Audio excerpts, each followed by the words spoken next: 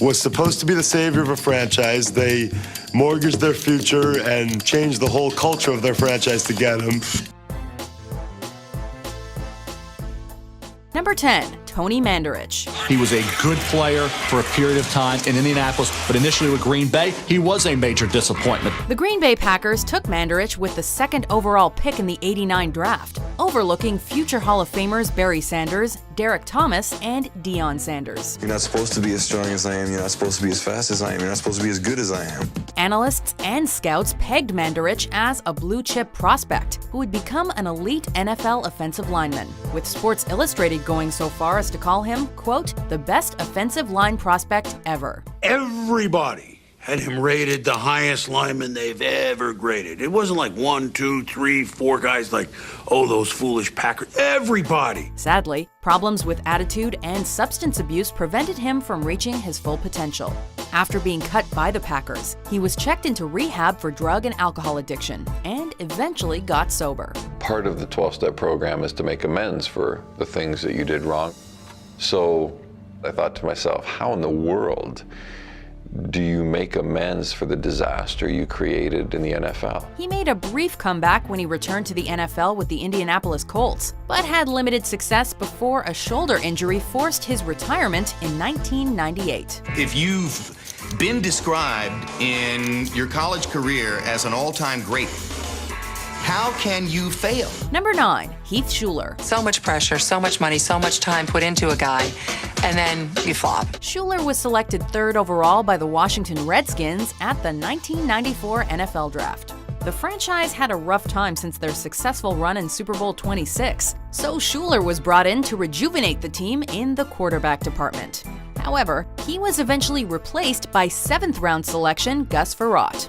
Despite signing a 7-year deal with the Redskins worth over $19 million, Shuler only lasted 3 seasons in Washington and started only 18 games in that span. At the next level, he was having trouble adjusting to defenses and actually learning offenses. In his career, he passed for only 15 touchdowns and threw 33 picks. Throwing that many interceptions in such a short career would almost be impressive if it weren't so disappointing. Redskins have made some bad choices over the years, but this was one of the worst. Number 8, Kijana Carter. With the first pick in the draft, the Cincinnati Bengals have selected running back from Penn State, Kijana Carter. A promising prospect and incredibly talented running back with Penn State at the college level, Carter finished 2nd in votes in the 1994 Heisman Trophy race.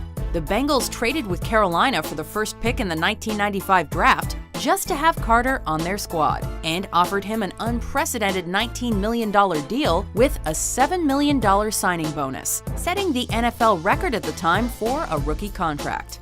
As you can probably guess, the Bengals' hefty investment did not pan out, however, and Carter was cursed with the injury bug throughout his short career. He was someone that just got hit by the injury bug and couldn't shake it. It was like one injury after another injury. He missed his entire rookie season due to an injury sustained in a preseason game, and ended up starting just 14 games in his 5 seasons as a Bengal. You look at the draft and say, oh, well, look at that guy. Look where he was taken, and he never made it, but in fairness to him, it wasn't his fault.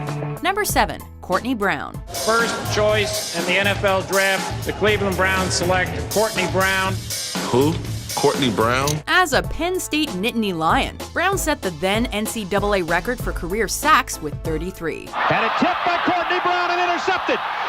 Can Breeze get to him? No. Touchdown, Courtney Brown. When the Cleveland Browns selected him with the 1st overall pick, what they expected was the record-shattering pass-rushing powerhouse they saw in the game film from his college days. In reality, they ended up with an injury-prone bust who only managed 17 sacks wearing a Browns uniform. For raw talent, he was one of the quickest defensive ends I saw, and unfortunately with the injuries, we never had a chance to see the sustained quickness. His career ended a year after he left the Browns to join the Denver Broncos, where he played in 14 games and recorded just 2 sacks before calling it quits. He doesn't have that intensity, that drive, that will to dominate football games with the God-given talent that he clearly still has. Number 6, Tim Couch. The Cleveland Browns selection is from the University of Kentucky, quarterback, Tim Couch. The Browns selected Couch with the first overall pick in the 1999 draft and expected him to help build the franchise into a bona fide playoff contender.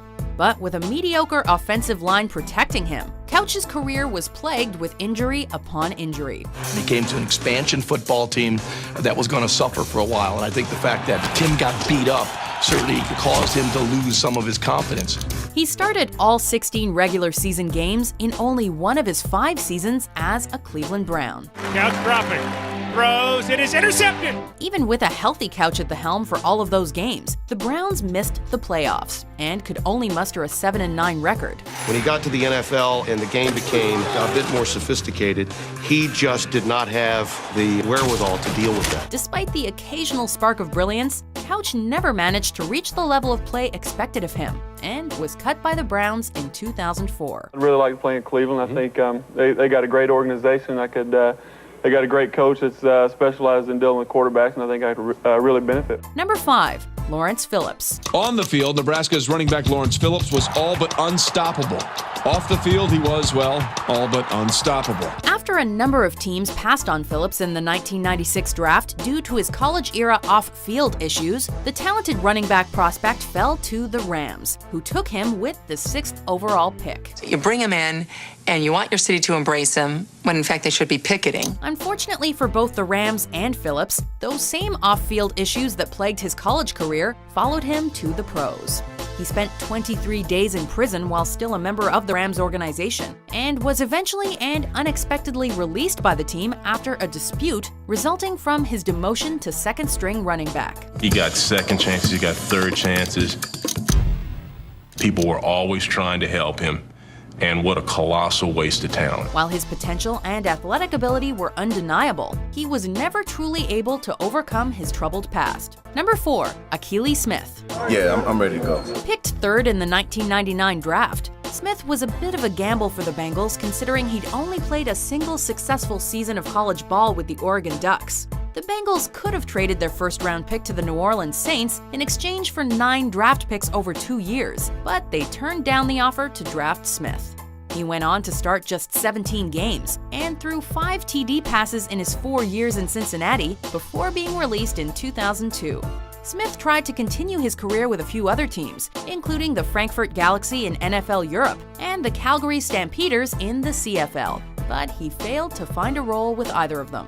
I'm starting to learn in the CFL. It doesn't matter how much you're down until the time is off the clock. So we still felt we was in that game. We just didn't get it done. Number 3, Charles Rogers. Charles Rogers had 68 catches and 13 touchdowns. As an All-American college athlete coming out of Michigan State, all eyes were on Charles Rogers at the 2003 draft. Rogers race to the end zone.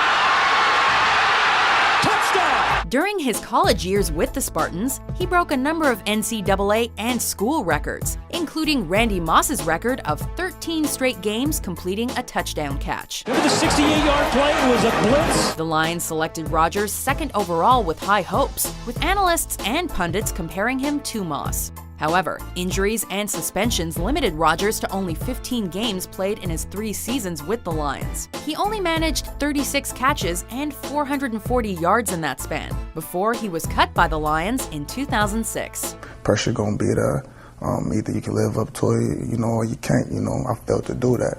Number 2, Jamarcus Russell. With the first pick in the 2007 NFL Draft, the Oakland Raiders select quarterback Jamarcus Russell, LSU. Selected 1st overall in the 2007 draft by the Oakland Raiders, Jamarcus Russell was held out of training camp due to contract negotiations, eventually signing a 6-year, $68 million contract with over $31 million guaranteed. The magnifying glass was so big on Jamarcus and the expectations were so high, unfairly high because it's not his fault that he was paid that money. Considering the Raiders' decision to cut Russell in 2010 after throwing for 23 career interceptions and only 18 touchdowns, they probably want some of that money back.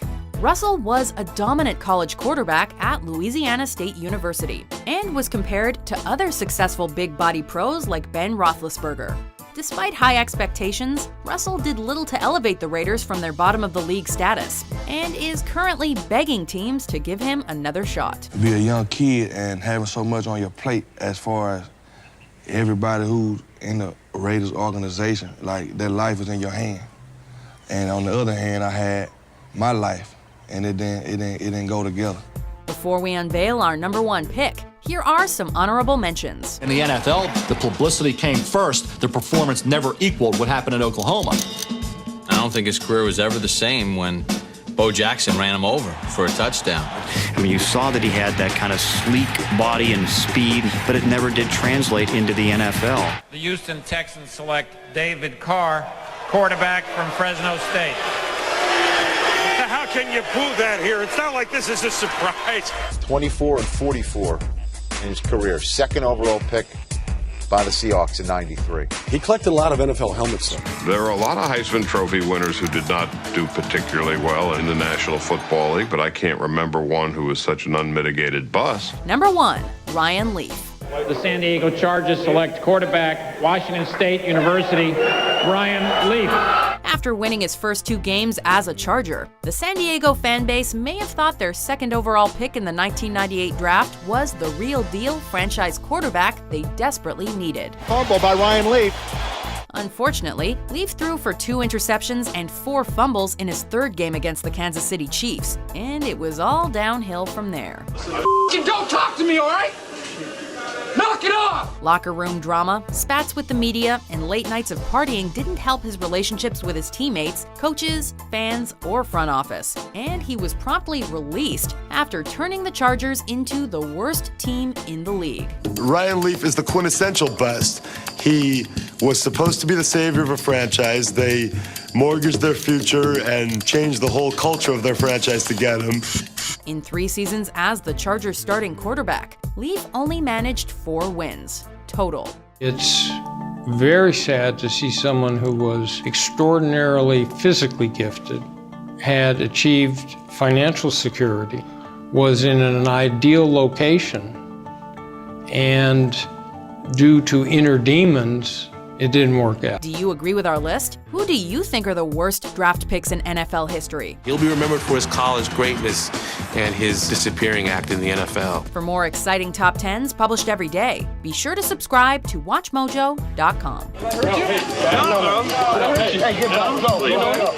You heard me, you heard all the fans. You got no commitment. Did you enjoy this video? Check out these other clips from WatchMojo, and be sure to subscribe and ring the bell to be notified about our latest videos.